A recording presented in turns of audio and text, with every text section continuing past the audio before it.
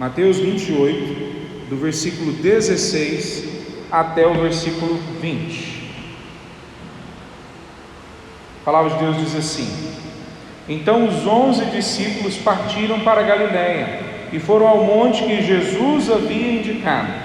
Quando o viram, o adoraram. Alguns deles, porém, duvidaram. Jesus se aproximou deles e disse: Toda a autoridade no céu e na terra foi-me dada. Portanto, vão e façam discípulos de todas as nações, batizando-os em nome do Pai, do Filho e do Espírito Santo. Ensine esses novos discípulos a obedecerem a todas as ordens que eu lhes dei. E lembrem-se disso: estou sempre com vocês até o fim dos tempos. Vamos orar? Santo Deus, nós nos colocamos diante de Ti e nós clamamos agora que o Senhor abra o nosso entendimento, que Teu Espírito Santo venha iluminar a nossa mente e coração para entendermos o que o Senhor quer para as nossas vidas. Coloca os Teus anjos aqui e nos proteja do ataque de Satanás. Que toda a nossa mente, nossa memória, nossa atenção esteja na Tua Palavra e que o Senhor possa realmente intervir nas nossas vidas. Em nome de Jesus. Amém. Sentados. Na caminhada de Jesus com os discípulos, e na verdade de todo o Antigo Testamento, há sempre um deslumbre, há sempre uma experiência que as pessoas ficam grandemente admiradas, e normalmente em cima de montes. Quando nós olhamos lá para trás no Antigo Testamento, a lei foi dada no Sinai, um monte, uma montanha, né? Nós vemos Abraão subindo no Monte Moriá para entregar o seu filho Isaque. Nós vemos vários momentos no Antigo Testamento, Jesus também, no Antigo Testamento, os profetas indo para cima do monte, e no Novo Testamento, Jesus pregando um sermão do monte, Jesus indo para um monte e tendo a transfiguração, onde é apresentado para nós que tanto a lei quanto os profetas se dobram diante de Cristo Jesus, né? Quando aparece Moisés e Elias diante de Cristo Jesus.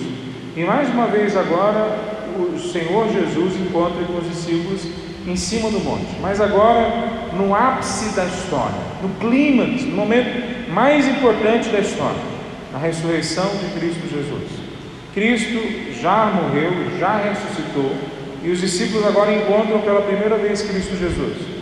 E quando eles encontram, o versículo 16 e 17 diz para nós que quando eles viram, o adoraram, no 17. Mas alguns deles duvidam. Eles duvidam de quê? Eles duvidam que é Jesus? Não pode ser, Jesus está na frente deles. Eles andaram 3 anos com Jesus. O que é que eles duvidam? Eles duvidam das coisas que Jesus pregou? Ninguém na história jamais fez o que Jesus fez.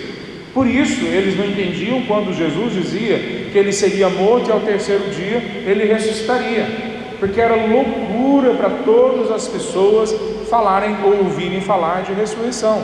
Em nenhuma religião no mundo, em nenhuma filosofia, em nenhum momento da história, ninguém jamais cogitou ser possível ressuscitar. Só Jesus disse que a ressurreição é possível e que ele iria ressuscitar. Então agora ele cumpre o que ele disse que ele ia fazer. Então nenhum Deus, nenhuma religião jamais disse isso. Jesus disse e fez. Então tudo que Jesus disse, eles provavelmente estão entendendo que é verdade, e que ele não é agora só um profeta, um grande mestre, ele é agora o Senhor Deus. Então na mente deles está claro que tudo que Jesus fez e falou se cumpriu, e vai se cumprir ainda mais. Mas então o que é que eles estão duvidando? Parece que o texto está indicando para nós que eles não estão duvidando de Cristo, ou das palavras de Cristo. Parece que o que eles estão duvidando agora é como é que nós vamos nos relacionar com isso? Qual é a nossa reação agora? O que nós vamos fazer na sequência? Na segunda-feira, amanhã, o que é que nós temos que fazer com esse barulho que a gente acabou de ter? Quer dizer, andar com um grande mestre, que era Jesus para eles, está ótimo. Todos nós podemos aprender a andar com um grande mestre, andar com um grande líder. Todos nós podemos nos submeter a isso e aprender a andar com uma pessoa famosa. Eu não sei se vocês já chegaram perto o suficiente de alguém famoso, ou sentaram para almoçar ou jantar, ou tomaram um cafezinho com alguém famoso. Eu já tive essa experiência algumas vezes, não muitas, mas para mim foi emocionante. Você fica sem saber o que dizer, você fica sem saber exatamente como se comportar na frente da pessoa que está ali diante de você. Então agora eles estão não na frente de uma pessoa famosa, não na frente de um grande líder, eles não estão na frente de um grande mestre, eles estão na frente do Deus Todo-Poderoso, do maior e supremo líder do universo, do Criador das galáxias. Como se relacionar com essa informação? O que agora eles têm que fazer? Veja, essa na verdade é a grande dúvida daquelas pessoas que encontram a Cristo e vão caminhando no conhecimento de Deus. À medida que a gente conhece mais a Deus, a gente não se torna mais confiante em nós mesmos. Ao contrário, nós nos tornamos mais e mais dependentes de Deus. Quanto mais a gente conhece a Deus, mais a gente percebe que a gente é pequeno, que a gente entendeu muito pouco, que a gente não mudou o suficiente. Quando mais a gente conhece a Deus, mais se instala dentro dos nossos corações uma certeza de que nós sabemos muito pouco, que Ele tem que andar com a gente. Então a dúvida deles parece apontar nessa direção. E veja só, quando nós temos uma dúvida como essa, uma incerteza como essa, nós temos algumas realidades que vão se construindo na gente. Um conhecimento que não é concreto, que não é verdadeiro, verdadeiramente concretizado dentro das nossas mentes, gera em nós uma fé inadequada.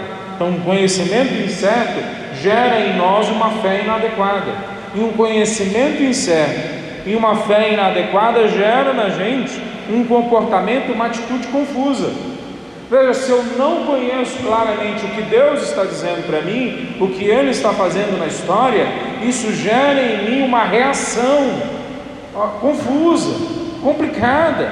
Eu não sei exatamente o que é o que eu tenho que acreditar, o que é o que eu tenho que fazer. Então, o conhecimento incerto gera uma fé em nós inadequada, que gera em nós um comportamento confuso, esquisito. Veja, Deus nos chamou para sermos diferentes, mas alguns de nós, crentes, têm escolhido ser esquisitos.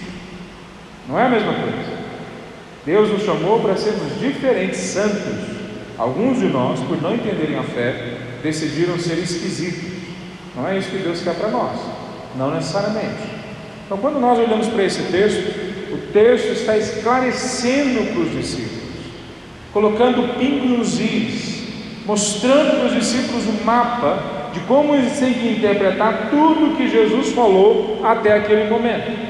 Eles vão ter que revisitar, eles vão ter que estudar, eles vão ter que depender da ação do Espírito, eles vão ter que estudar o Antigo Testamento, que é a Bíblia deles, eles vão ter que caminhar uma longa caminhada numa mesma direção, sob a influência do Espírito, para que eles possam então amadurecer. Mas Jesus, nesses dois próximos versículos, esclarecem para eles algumas coisas que ajudam eles na caminhada deles. A primeira coisa que Jesus esclarece para eles, que Ele já mostrou por 3 anos, e que quando nós olhamos no Antigo Testamento está claro e evidente, mas Ele esclarece para eles, primeiro, uma primeira coisa, que a autoridade de Cristo Jesus gera obediência, ou tem que gerar obediência neles. Veja, quando nós olhamos as palavras de Cristo, uma das coisas que eram faladas sobre Cristo é que Ele pregava como ninguém, ou Ele ensinava como ninguém, porque Ele ensinava com autoridade. É essa frase que nós lemos nos Evangelhos o tempo todo. Cristo não fala como qualquer outro. Quando Ele fala, todo mundo sabe que ali existe um peso, ali existe uma sensação de que não existe ninguém que consegue desmentir o que Ele está dizendo. Ali existe uma convicção de que o que Ele falou é verdadeiro e é desse jeito. Veja, autoridade para nós é um tema que a gente não gosta muito hoje, na nossa geração, nessa sociedade.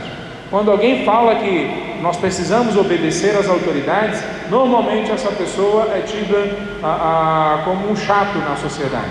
Ninguém gosta de falar de autoridade, mas a autoridade que nós estamos falando aqui é a autoridade que se impõe pela realidade. Quando a realidade se mostra para nós de forma muito evidente, ela traz uma autoridade. Por exemplo, a lei da gravidade. Quer dizer, eu posso não acreditar em autoridade, não gosto de leis, mas se eu pular de um prédio de 20 andares, eu vou ter que obedecer, querendo ou não, a lei da gravidade. Ou seja, eu vou esborrachar no chão e vou morrer. Quer dizer, a realidade da gravidade força a gente a entender que existe uma lei que eu não tenho como desobedecê-la, a lei da gravidade. Aqui é a mesma coisa. A autoridade de Cristo é baseada não em teoria, não em religião, não em ensinamentos subjetivos, mas no fato concreto que Ele morreu, foi enterrado, ressuscitou e está na frente deles. Existe um livro chamado, acho que é uma causa pela fé, um caso pela fé, agora me fugiu o nome do livro, e virou filme. E ele conta a história de um jornalista, a história verdadeira, de um jornalista que vê a sua esposa se convertendo e ele ateu, e ele vai então procurar fazer uma pesquisa para comprovar que Cristo não ressuscitou, porque um dos especialistas que ele conversou disse que se Cristo não ressuscitou, então o cristianismo é uma farsa, o cristianismo é uma mentira. Ele está certinho, esse especialista citou praticamente o que Paulo falou: se Cristo não ressuscitou, é vã a nossa fé.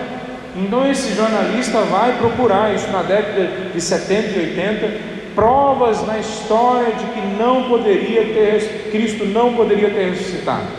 E ele não consegue achar provas de que Cristo não ressuscitou. Ao contrário, ele acha provas concretas de que não tem como a gente desmentir a ressurreição de Cristo. Então não é uma opção religiosa, não é uma opinião que a gente joga para o público para eles decidirem. É um fato concreto na história. Cristo ressuscitou, e se Ele ressuscitou, então tudo mais que Ele disse para trás é verdade. A autoridade de Cristo tem que gerar então em nós obediência. E qual que é a obediência central que é colocado por Cristo Jesus como resumo do que Ele ensinou para os discípulos? A obediência central é: toda a autoridade me foi dada no céu e na terra. Aí Ele fala no 19: vão e façam discípulos. Quer dizer, qual que é a obediência central que, por causa da autoridade de Cristo, que Ele ressuscitou e Ele é Deus, qual que é agora a obediência central que Ele pede de nós? Que nós façamos a mesma coisa que Ele fez. João capítulo 17, João coloca para nós a palavra de Cristo, o jeito como Cristo fala lá em João, que é a mesma coisa aqui, mas João tem um jeito específico de dizer essa palavra. João capítulo 17, Jesus está orando, conversando com o Pai sobre eu e você, sobre todos que viriam para a fé, e Ele diz no versículo 19: assim como tu me enviaste ao mundo, eu os envio. Qual que é a característica essencial da obediência que Deus nos chama a fazer? Obedecemos a Cristo sendo iguais a Ele. Se Ele fez como tarefa primeira discipular pessoas, então essa é a nossa tarefa primeira. Então, quando eu estava na China como missionário, a ação principal que a gente entendeu a partir dessa ação, desse texto, a partir da palavra de Deus, não é fazer projetos sociais, projetos esportivos, usar estratégias, sejam quais forem, por mais úteis que elas forem. Qual que é a estratégia principal que eu tenho que aplicar em missões? É a mesma da igreja local. A gente estava falando agora sobre isso. Qual que é a diferença entre a igreja aqui em Palmeiras, em Beijing, na China, e em Nova York, nos Estados Unidos? Não existe diferença. A nossa tarefa é sempre uma e a mesma: fazer discípulo de Cristo Jesus. Nós sentamos um a um, expomos o Evangelho, a pessoa aceita o Evangelho, nós caminhamos 2, 3 anos com a pessoa da mesma forma que Cristo Jesus fez. Às vezes nós fazemos isso em grupo, em pequenos grupos. A igreja local é um instrumento de discipulado também. Nós podemos utilizar cursos, a escola bíblica é um desses ambientes. Mas veja, o central na nossa ação é discipular pessoas para que elas se tornem a imagem de Cristo Jesus.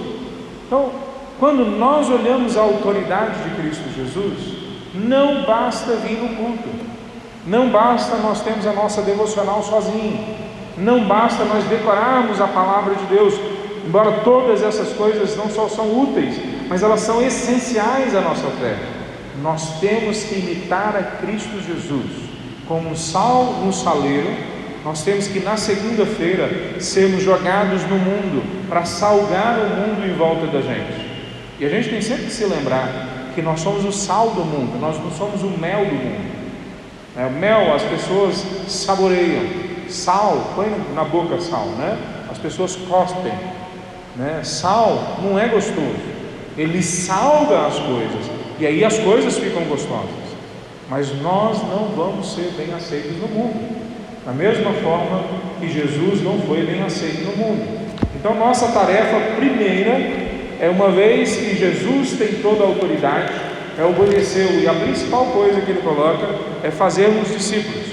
Veja que no texto aqui, muitas vezes as pessoas pensam que o verbo autoritativo, a ordem aqui é ir. Então eu fui para a China porque essa é a obediência que eu tenho a Deus. Não necessariamente. O verbo aqui que está no imperativo, no autoritativo aqui, é o fazer. Uma vez que eu tenho ido, uma vez que eu estou na caminhada cristã, eu faço discípulos. Os discípulos, fazer discípulos é a minha obrigação.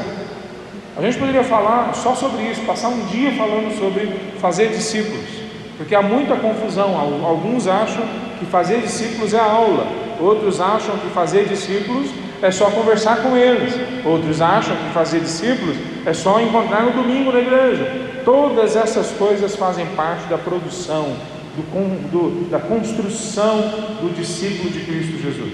Mas essa é a nossa tarefa pessoal e a nossa tarefa comunitária, fazer discípulos.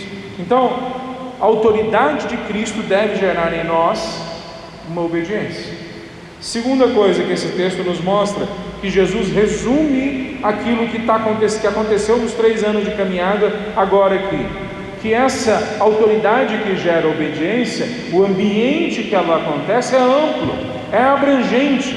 Então a abrangência do reino exige de nós respostas criativas.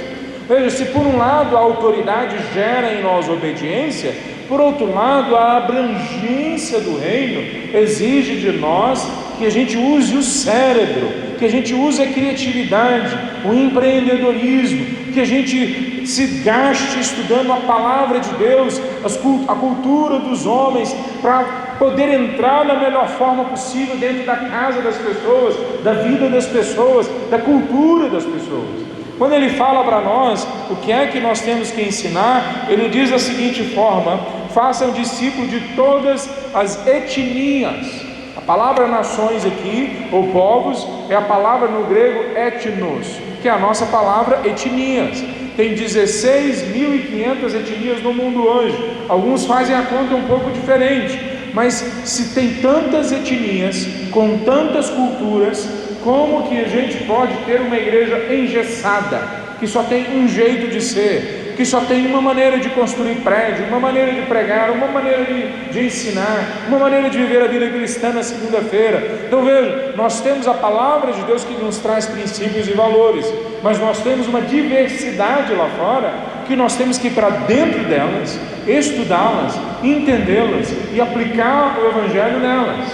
Quando nós chegamos à China a primeira vez, eu fui solteiro e ninguém me recebeu no aeroporto. Eu tinha ido já 2 vezes antes, e a única coisa que eu levei foram os meus filhos, né? Eu tinha mais ou menos uns 800 filhos, né? Que são os meus livros, né? Só levei isso nas malas, meus livros, e fui para casa. No dia seguinte saí na rua, e Deus me abençoou de eu não ter tido nenhum choque cultural grande, não só coisas pequenas, mas na sequência eu comecei a visitar a casa de irmãos, eles me chamaram para estar na casa deles chineses, e comecei a pregar o Evangelho, e logo eu descobri que o problema da língua era central. Eu já sabia disso em certo nível, mas logo eu descobri que ia demorar muito até que eu conseguisse pregar o Evangelho com uma clareza necessária por causa da língua. E depois na caminhada eu fui descobrindo que não era só a língua. Eu fui percebendo que algumas coisas que eu tomava por certo, porque aqui em Goiás nós sabemos que funciona assim a vida, quando eu falava para os chineses não era assim que eles entendiam. Eles não entendiam a higiene como nós entendemos, eles não entendiam a obediência como nós entendemos, eles não entendiam a oração como nós entendemos. Eles acordavam todos os dias às 5 horas da manhã, mas teve um dia que nós percebemos o quanto nós estávamos distantes de entender a cabeça dos nossos irmãos chineses.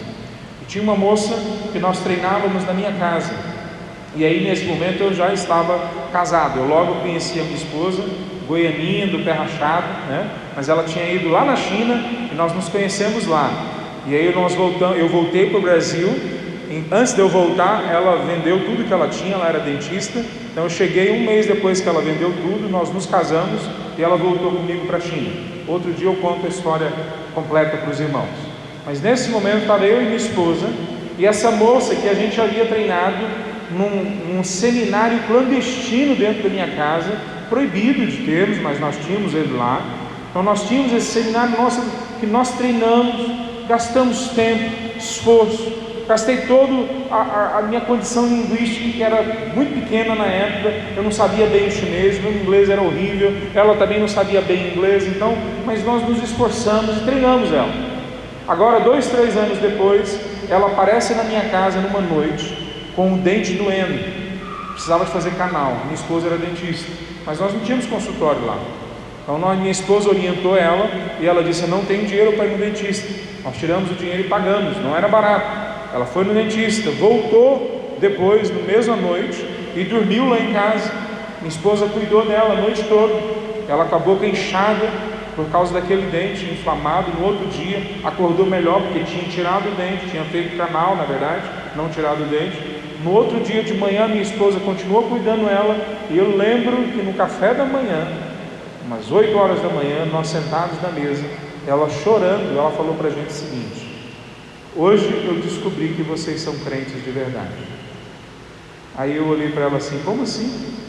Eu sou missionário do Brasil aqui, eu passei anos me preparando para estar aqui, eu cheguei aqui, criei um seminário clandestino dentro da minha casa, podendo ser preso por causa disso, ensinei vocês sem me cobrar, e agora você acha que eu sou crente?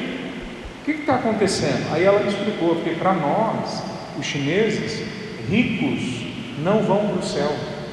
Então para nós você não era crente. A gente sempre entendeu que rico não ia para o céu. E só para esclarecer, a gente não era rico, mas para um contexto de extrema pobreza, qualquer pessoa de classe média baixa, para eles era rico, e a gente tinha vindo de outro país. Então pela primeira vez, depois de quase 3 anos morando na China, eu entendi que o conceito da igreja chinesa acerca de quem é crente e de quem não é crente é bem diferente do nosso. É bem diferente do nosso. Então existe uma realidade abrangente, povos e nações. Mais do que isso, pessoas de todas as etnias. Nós vamos ensinar a esses discípulos a obedecerem a todas as ordens de Jesus, todos os mandamentos. E uma vez que Jesus é a palavra de Deus, é o Logos, lá de João capítulo 1, então ele está se referindo a todo o Antigo Testamento. Ele está se referindo ao Pentateuco, aos livros históricos, aos livros poéticos, aos profetas. Ele está se referindo a toda a palavra de Deus. Ele está se referindo a tudo que viria na sequência, que o Espírito Santo iria inspirar homens para escrever o Novo Testamento.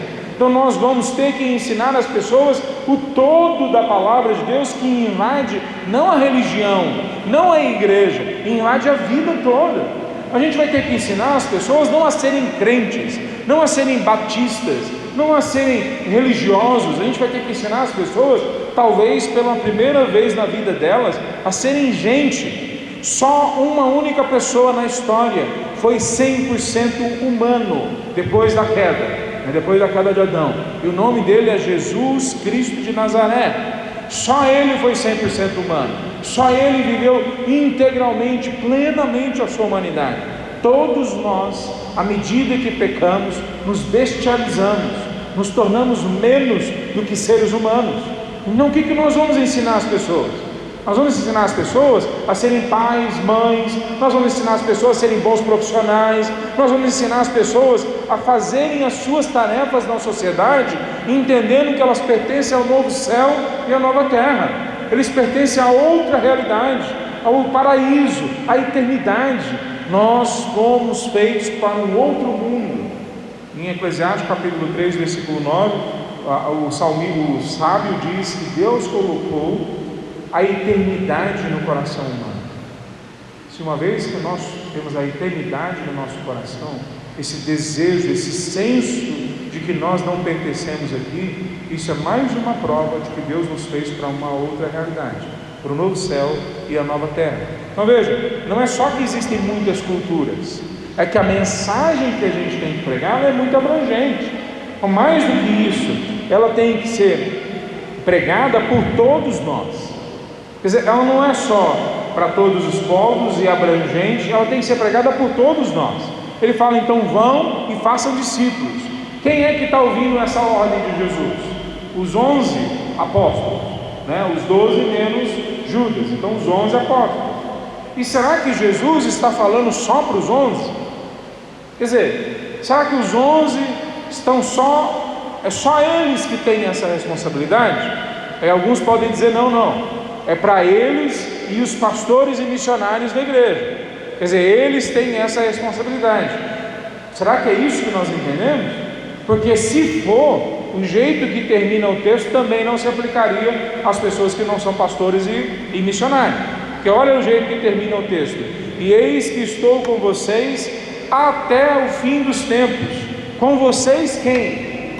Se quem tem que ir fazer discípulos são só os discípulos, só os pastores, só os missionários, então os membros da igreja, não existe promessa para vocês que Cristo vai estar com vocês todos os dias. Mas o texto está dizendo, todos os discípulos de Cristo Jesus, de agora, de antes, do futuro, todos eles são enviados da mesma forma, com o mesmo objetivo. E aí existe uma promessa, que aonde o general da guerra, da batalha, do reino de Deus, do exército de Deus estiver, quem estiver com o general, então esse vai estar até os fins dos tempos junto com o general. Essa mensagem é repetida na palavra de Deus várias vezes. Se a gente olha Salmo 91, que as pessoas deixam aberto em casa, fala: aquele que se esconde no esconderijo do Altíssimo, à sombra do Onipotente descansará. Existe uma geografia espiritual, se é que a gente pode dizer assim, existe um local para onde nós vamos, que é a sombra do Onipotente, a presença de Deus, é a proximidade com Deus. Quando nós estamos próximos dele, então ele se aproxima da gente.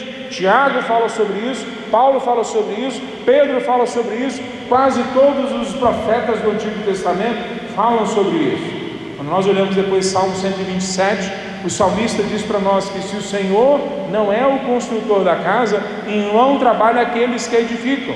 O que ele está dizendo? Se o Senhor não está construindo algo, por que é que você quer construir esse algo? Se o Senhor não está onde você está, por que você quer ficar lá? Se o Senhor não está fazendo o que você está fazendo, por que você quer continuar fazendo?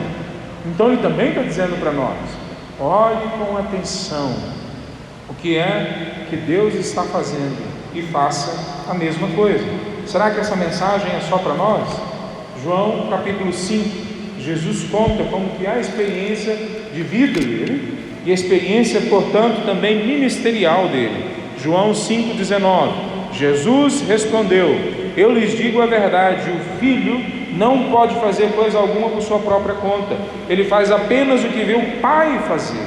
Aquilo que o Pai faz, o filho também faz. Então, a autoridade de Deus, de Cristo, tem que gerar obediência em nós, e essa obediência principalmente nós fazemos fazendo discípulos. Essa obediência também tem a ver com lidar com a abrangência do reino. são todos os discípulos indo para todas as nações, ensinando todas as coisas, e todos os dias Jesus está com a gente. E aí vem o terceiro princípio que eu queria terminar assim falando para os irmãos, que a graça de Deus apresentada nesse texto significa que nós podemos encontrar Cristo no caminho. A graça de Cristo garante a caminhada com o Mestre. Veja, ao mesmo tempo que Jesus tem autoridade sobre nós, que gera obediência, ao mesmo tempo que a nossa tarefa é grande demais, ela não tem a ver só com mandar missionários, ela tem a ver com as nossas profissões, com o nosso dia a dia. Ao mesmo tempo, a gente tem uma garantia de que a graça de Deus diz que Jesus vai caminhar com a gente até o fim dos tempos. Nós olhamos esse texto, nós precisamos entender que a caminhada dos discípulos foi marcada por esse fato de que eles entenderam que Cristo estava com eles. Vocês estão estudando o livro de Atos agora. Atos, a partir da vinda do Espírito Santo na vida deles, eles começam a experimentar cada vez mais essa realidade, que não importa o que venha a acontecer nas nossas vidas. Olha como Pedro e João respondem em Atos capítulo 4, versículo 19: os senhores acreditam que Deus quer que obedecemos a vocês e não a Ele, pois não podemos deixar de falar do que vimos e ouvimos. Depois, no capítulo 5, versículo 32, somos testemunhas dessas coisas, e assim também é o Espírito Santo. E no 29 eles disseram: devemos obedecer a Deus antes que qualquer autoridade humana. No Antigo Testamento, a gente viu isso acontecendo uma vez ou outra.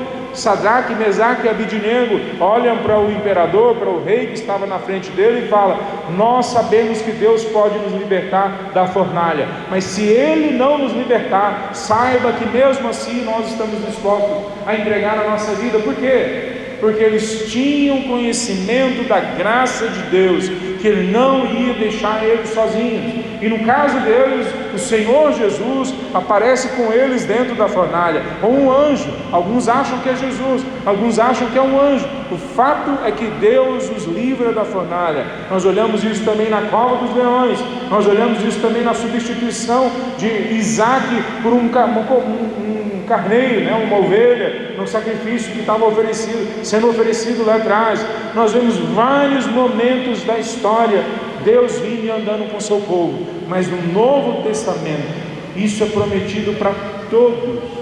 Agora nós temos a marca do Espírito Santo dentro das nossas vidas. Quando nós olhamos Efésios capítulo 1, Paulo fala para nós: existe uma tarefa difícil de se entender as suas dimensões, que nós temos uma tarefa que influencia, impacta o todo da galáxia, da realidade. Mas ele fala nesse texto, no versículo 14: o Espírito é a garantia da nossa herança, até o dia em que Deus nos resgatará com sua propriedade.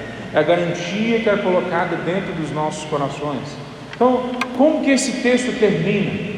Ele termina dizendo para nós, Mateus 28, aquilo que Cristo mostrou para os discípulos na caminhada: quando tiver tempestade, eu vou estar no barco com vocês. Quando não tiver pão, eu vou fazer multiplicar. E quando a morte chegar, eu vou estar com vocês até o fim. Então os discípulos aprendem isso. Hoje nós temos 340 milhões de cristãos sendo perseguidos por causa do cristianismo. Nunca nós vimos tantas pessoas morrendo pela fé, cerrados ao meio, queimados no fogo, crucificados hoje. Nunca na história tantas pessoas morreram por causa do cristianismo. Mas nunca nós tivemos tanta comprovação da coragem e da fé da igreja. Se você senta com os irmãos da igreja perseguida na China, na Índia, na Coreia do Norte, e você conversa com eles, a oração deles não é: Senhor, termine o nosso sofrimento, acabe com isso. A oração deles é: nos dê coragem para a gente chegar até o fim, nos dê coragem para a gente enfrentar a morte. Eu estava contando um dia desse, acho que acabou a energia, estava falando um dia desse sobre a experiência dos irmãos coreanos na Coreia do Norte. Primeira vez que eu fui à China em 2005, e nós chegamos ali e um grupo de irmãos nossos coreanos contaram a história deles. A igreja quase tinha morrido na Coreia do Norte.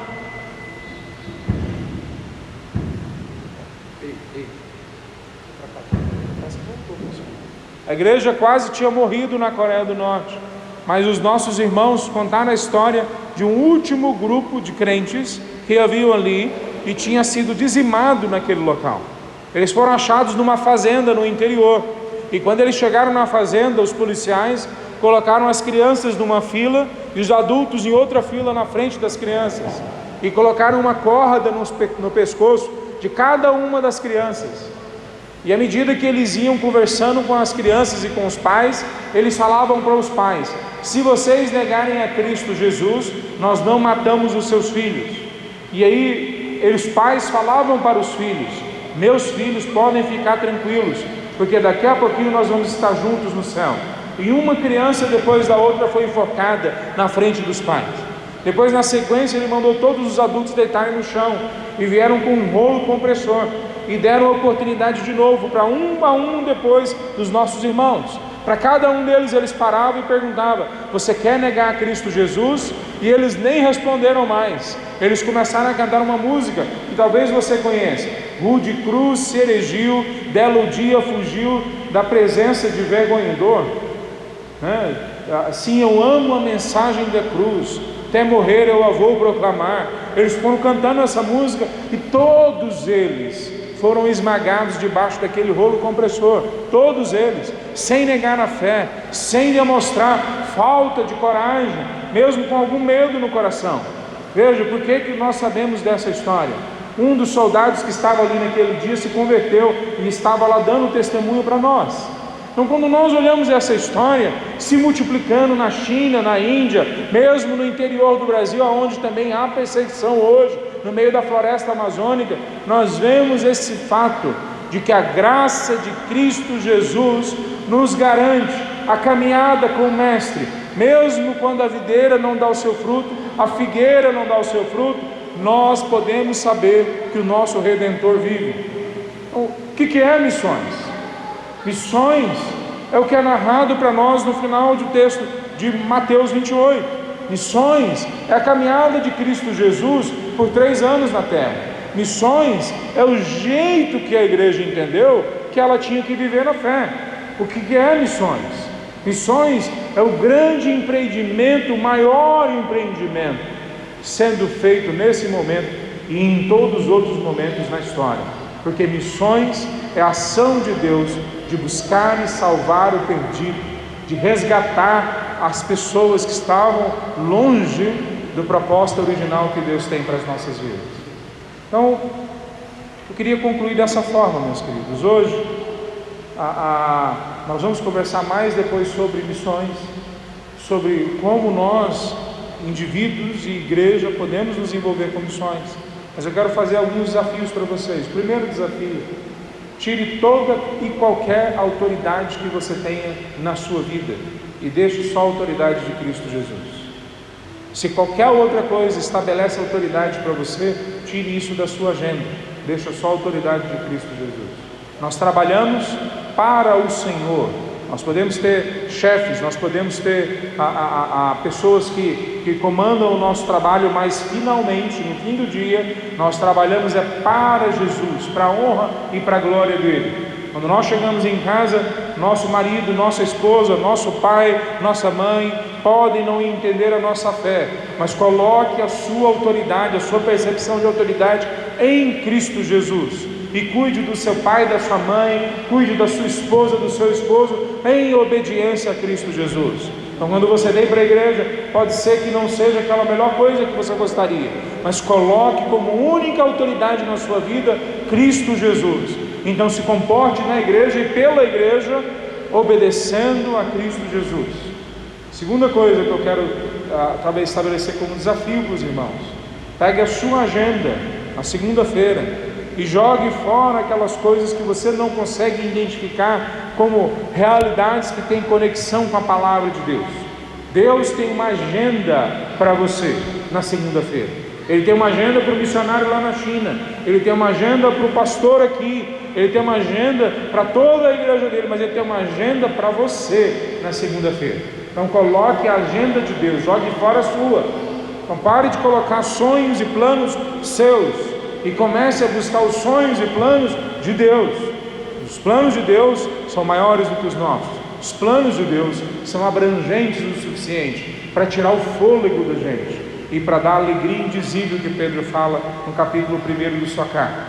Terceiro desafio que eu quero fazer para vocês: encontrem a Cristo Jesus no seu dia, na sua caminhada.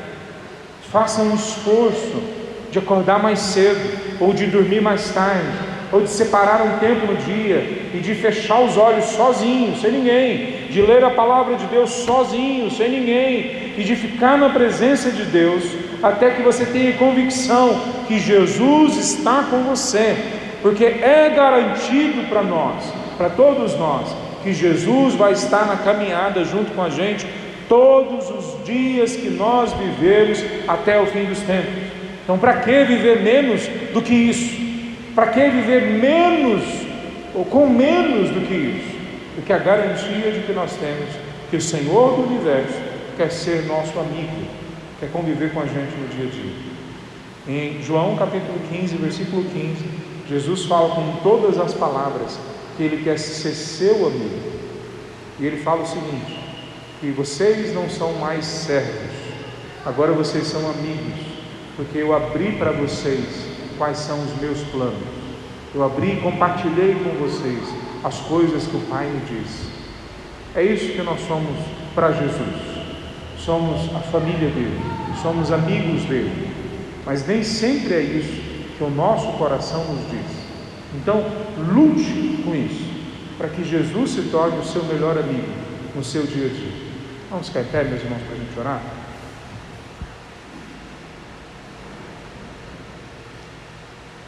Santo Deus, nós nos colocamos diante de Ti agora, ó Pai, e nós clamamos que o Senhor nos ajude, ó Pai, a termos só a Tua autoridade em nossas vidas, que o Senhor nos ajude a termos só a Tua agenda na nossa segunda-feira, e que o Senhor nos ajude a ter a plena convicção da presença do Teu Filho em nossas vidas.